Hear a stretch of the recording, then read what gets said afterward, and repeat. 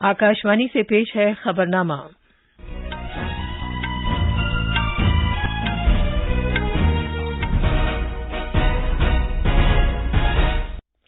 आदाब।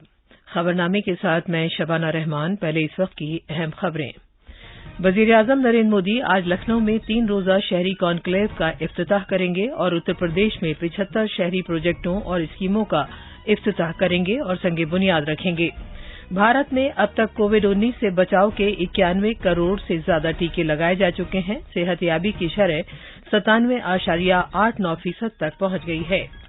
हुकूमत ने कोविड-19 वैक्सीन एक मुकाम से दूसरे मुकाम तक पहुंचाने के लिए पहली बार भारत में बनाया गया ड्रोन इस्तेमाल किया है। महाराष्ट्र में 6 जिला परिषदों और मुताल्लिका पंचायत समितियों के जिमनी चुनाव के लिए पोलिंग शुरू हो गई है। नामिया कपूर ने ISSF जूनियर आलमी चैंपियनशिप के खवातीन के 25 मीटर एयर पिस्टल मुकाबले में सोने का तमगा जीता है और IPL क्रिकेट में दुबई में दिल्ली कैपिटल्स ने चेन्नई सुपर किंग्स को 3 विकेट से हरा दिया।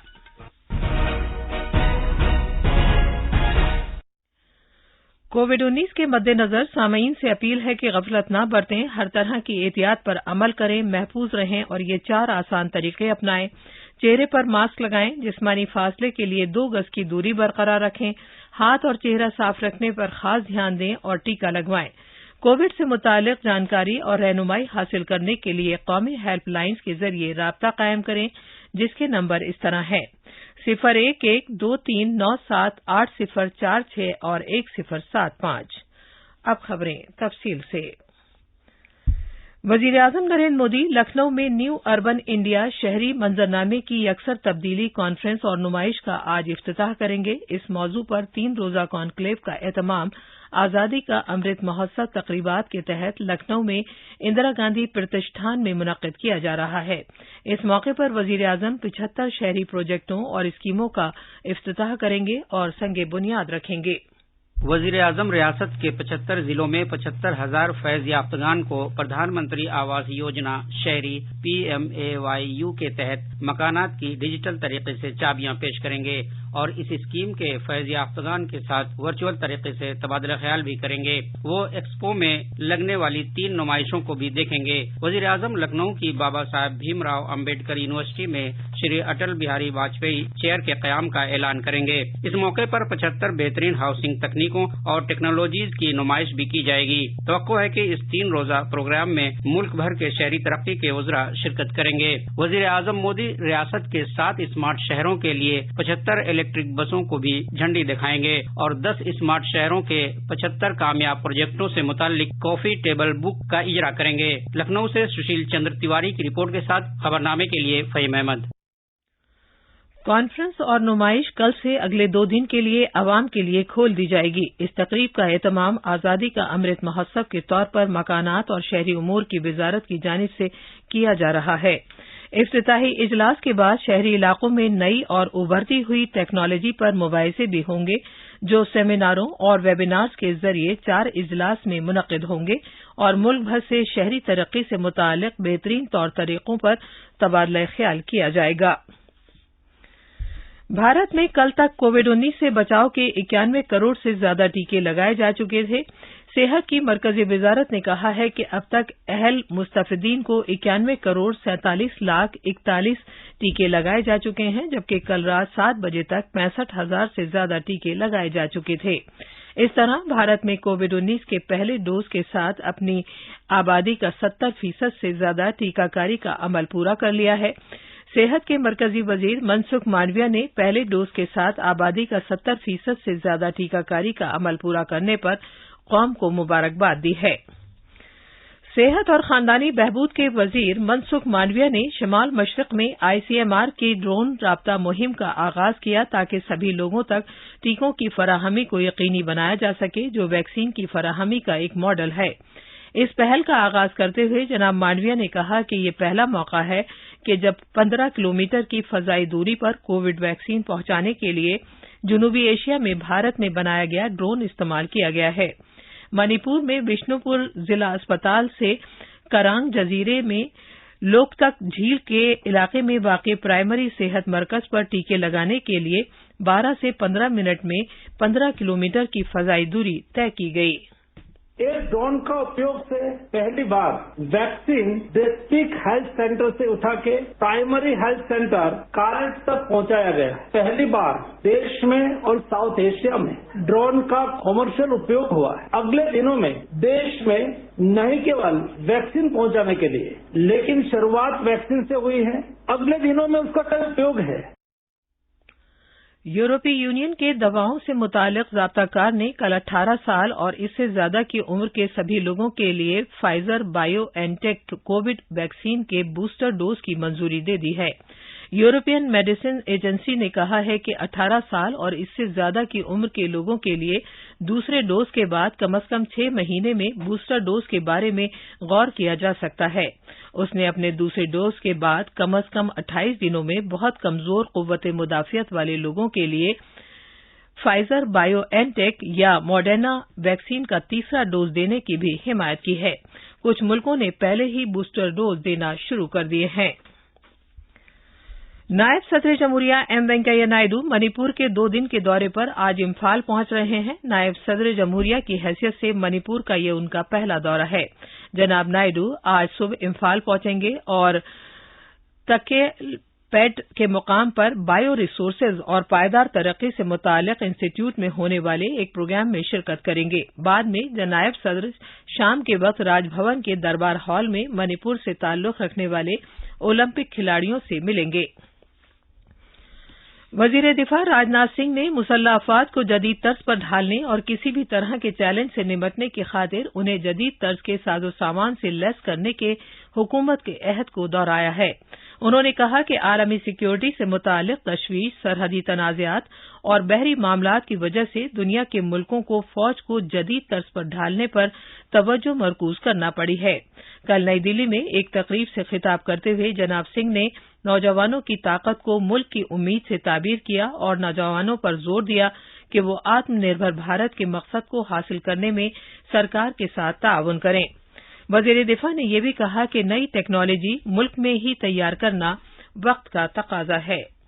आज देश अगर नए नए सपने देखने का साहस कर रहा है तो वह दिन दूर नहीं जब देश और दुनिया की तस्वीर बदलने में इसकी अहम भूमिका होगी। हमारा युवा न केवल आज की जरूरतों बल्कि आने वाले कल की होप और एस्पिरेशन को भी पूरा करने के लिए पूरी तरह से तैयार है। इसमें कोई दो राय नहीं कि वहां के युवा आने वाले समय में पूरी दुनिया को नई राह दिखाएंगे। वजीर खजाना निर्मला सीतारमन ने कहा है कि कंपनी के सेक्रेटरियों को अपनी मौजूदा जिम्मेदारियों से आगे देखना चाहिए और टैक्स अदा करने वाले शहरियों के लिए आसानी पैदा करने के लिए वजारतों और रेगुलेटरी अथॉरिटी के साथ ताउन करना चाहिए। वजीर मौसूफ कल शाम नई दिल्ली में भारत के इंस्टीट्यूट ऑफ कंपनी सेक्रेटरीज की 53वीं यौम तासीस की तकरीबात में इजहार ख्याल कर रही थीं। उन्होंने कोविड-19 आलमी वबा के दौरान कंपनी सेक्रेटरियों के काबिल तारीफ काम के लिए उनकी सताइश की और नौजवानों से इस पेशे में शामिल होने की अपील की, क्योंकि इस रोल से इस सेक्टर में उनका मुस्तकबिल मजीद वसी होगा। ये खबरनामा आकाशवाणी से नशर किया जा रहा है।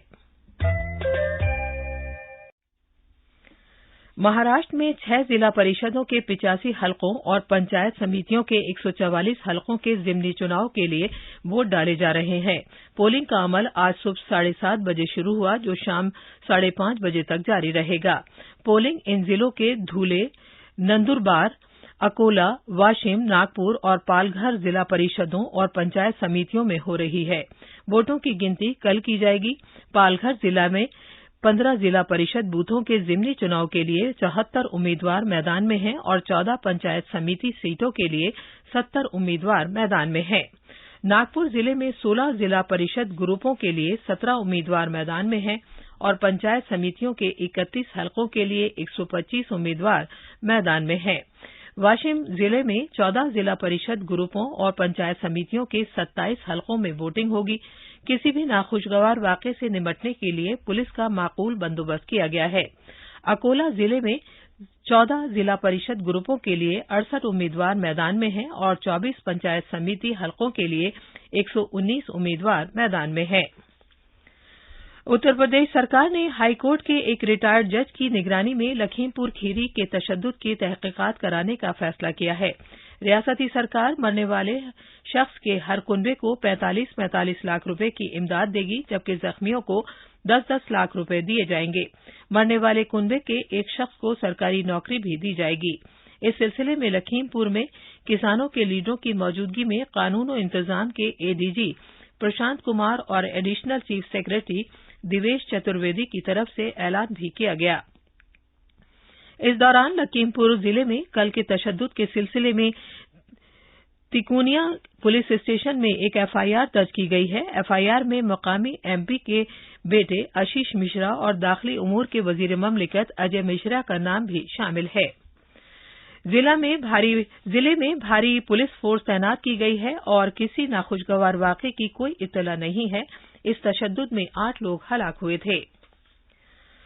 जापान में नए वजीर आजम फुमियो किशिदा ने 31 अक्टूबर को पार्लिमानी चुनाव के लिए ऐलान करके हैरत में डाल दिया है। जनाब फुमियो किशिदा ने कोरोना वायरस आलमी वबा से निपटने के अमल को मजीद मुस्तहकम करने का अहद किया है। अपनी पहली न्यूज कॉन्फ्रेंस के दौरान जनाब किशिदा ने बड़े पैमाने पर कोरोना वायरस से निपटने के इकदामात को नाफिज करने की अपनी ख्वाहिश का इजहार किया है और इक्तिसादी पॉलिसियों को भी मजबूत करने का इजहार किया है। रूस ने कल कहा है कि उसने पहली मर्तबा एक न्यूक्लियाई आबदोज से जिरकॉन हाइपरसोनिक क्रूज मिसाइल का कामयाब तजर्बा किया। रूसी वजारत दिफा ने कहा है कि उसने पहले सतह से जिरकॉन का तजर्बा किया और उसके बाद बहरे अबियस में जेरे आब पोजीशन से दूसरे मिसाइल का तजर्बा किया। रूस के सदर व्लादिमीर पुतिन ने कहा है कि जिरकॉन आवाज की रफ्तार से 9 गुना तेज उड़ने की सलाहियत रखता है और इसकी रेंज 1000 किलोमीटर तक है। पूरी दुनिया में कल रात social media services Facebook, WhatsApp और इंस्टाग्राम कई घंटे तक ठप रहीं। फेसबुक की मिल्कियत वाली ये तीनों सर्विसेज वेब या स्मार्टफोन्स पर दस्तयाब नहीं हो सकी। इन सर्विसेज ने भारतीय वक्त के मुताबिक तकरीबन रात 9 बजे से काम करना बंद कर दिया था। भारत की 14 साला निशानेबाज नामिया कपूर ने कल पेरू लीमा में आईएसएसएफ जूनियर आलमी चैंपियनशिप के खवातीन के 25 मीटर एयर पिस्टल मुकाबले में सोने का तमगा जीता, जबकि उनके साथी निशानेबाज मनु भास्कर ने कांसे का तमगा जीता। आईपीएल क्रिकेट में कल रात दुबई में दिल्ली कैपिटल्स ने चेन्नई सुपर किंग्स को 3 विकेट से हराया। आज शारजा में राजस्थान रॉयल्स का मुकाबला मुंबई इंडियंस से होगा। ये मैच भारतीय वक्त के मुताबिक शाम 7:30 बजे खेला जाएगा। ये थी खबरें। अब अखबारात के आईने के साथ हैं फहीम अहमद। शुक्रिया शबाना। कौमी राजधानी दिल्ली से शाया होने वाले आज के उर्दू अखबारात की 6 सुर्खियां एक दूसरे से मुख्तलिफ हैं। अखबार मिलाप ने नायब सदर जमहूरिया वेंकैया नायडू की तलकीन को 6 सुर्खी बनाया है कि देही इलाकों में कैंसर के इलाज के लिए निजी शोबे को हुकूमत के साथ शराकत की जरूरत। अखबार प्रताप ने वजीर दिफा राजनाथ सिंह के इस बयान को नुमाया किया है कि प्राइवेट सेक्टर को टेक्नोलॉजी से आरास्ता करने की जरूरत।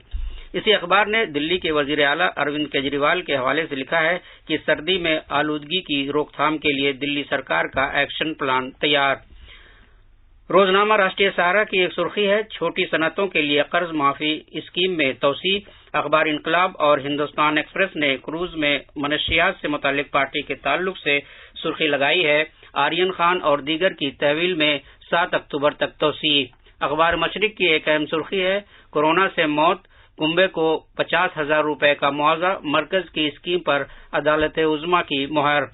सभी अखबारों की बैन अक़वामी खबरें इस तरह हैं। खारजा सेक्रेटरी हर्षवर्धन श्रृंगला की श्रीलंका के वजीर आजम महिंदा राजपक्से से मुलाकात। आखिर में अहम खबरों की सुर्खियां एक बार फिर। वजीर आजम नरेंद्र मोदी आज लखनऊ में 3 रोजा शहरी कॉन्क्लेव का इफ्तिताह करेंगे और उत्तर प्रदेश में 75 शहरी प्रोजेक्टों और स्कीमों का इफ्तिताह करेंगे और संगे बुनियाद रखेंगे। भारत में अब तक कोविड-19 से बचाव के 91 करोड़ से ज्यादा टीके लगाए जा चुके हैं। सेहतयाबी की शरह 97.89% तक पहुंच गई है। हुकूमत ने कोविड-19 वैक्सीन एक मुकाम से दूसरे मुकाम तक पहुंचाने के लिए पहली बार भारत में बनाया गया ड्रोन इस्तेमाल किया है। महाराष्ट्र में 6 जिला परिषदों और मुतल्लिका पंचायत समितियों के ज़िमनी चुनाव के लिए पोलिंग शुरू हो गई है। नामिया कपूर ने आईएसएसएफ जूनियर आलमी चैंपियनशिप के खवातीन के 25 मीटर एयर पिस्टल मुकाबले में सोने का तमगा जीता है और आईपीएल क्रिकेट में दुबई में दिल्ली कैपिटल्स ने चेन्नई सुपर किंग्स को 3 विकेट से हराया। इसी के साथ खबरनामा खत्म हुआ।